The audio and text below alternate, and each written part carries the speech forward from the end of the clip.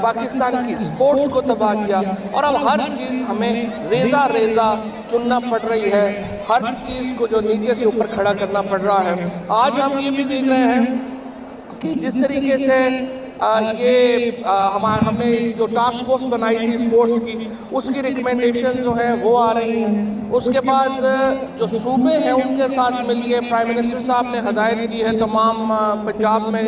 اور خیبر پختونخوا میں کہ یونین کونسل لیول کے اوپر گراؤنڈز ہونے چاہیے۔ تو پہلے مرحلے میں تحصیل لیول کے اوپر گراؤنڈز بنیں گے، اس کے بعد ہم کوشش کریں گے کہ ہر یونین کونسل لیول کے اوپر جو گراؤنڈز ہیں وہ بن سکیں۔ پھر ہمارا بہت امپورٹنٹ ہے لڑکیوں کا آگے آنا۔ جس طریقے سے کسی اور شعبے میں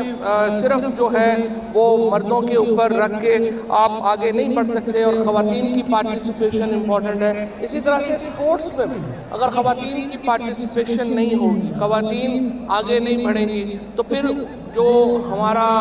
جو مواقع ہیں وہ کم ہوں گے۔ مثال کے طور کے اوپر اگر آپ دیکھیں 2012 میں 2016 میں ہمارے جو ٹوٹل ایتھلیٹس جنہوں نے پارٹیسپیٹ کیا اولمپکس میں وہی 1 درجن بھی نہیں تھے۔ تو جب آپ کے پاس ایتھلیٹس ہی نہیں ہیں، جب آپ کے پاس سپورٹس مین ہی نہیں ہیں، تو پھر وہاں سے آپ میڈلز کہاں جیتے ہیں؟ اور پھر سوسائٹی ہماری پولیٹیسائز ہوئی ہے۔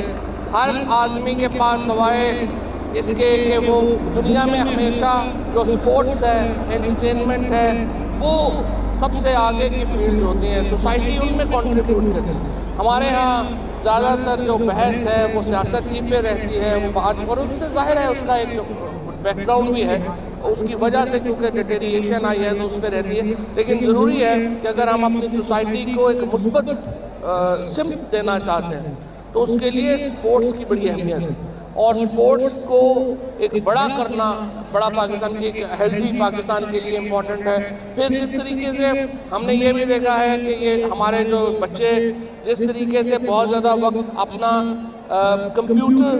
لیپ ٹاپ، موبائل اسکرینز کے سامنے گزار رہے ہیں، اسکرین کے ٹائم کو لمٹ کرنے کی ضرورت ہے، گراؤنڈز کھولنے کی ضرورت ہے، اور گراؤنڈز تب کھولیں گے جب لا اینڈ آرڈر ہوگا، جب آپ کے پاس سہولتیں ہوں گی۔ تو ہمیں اور آپ کو مل کر کے، حکومت کو ہمیں مل کے یہ کوشش کرنی ہے کہ سپورٹس کو ایک نئی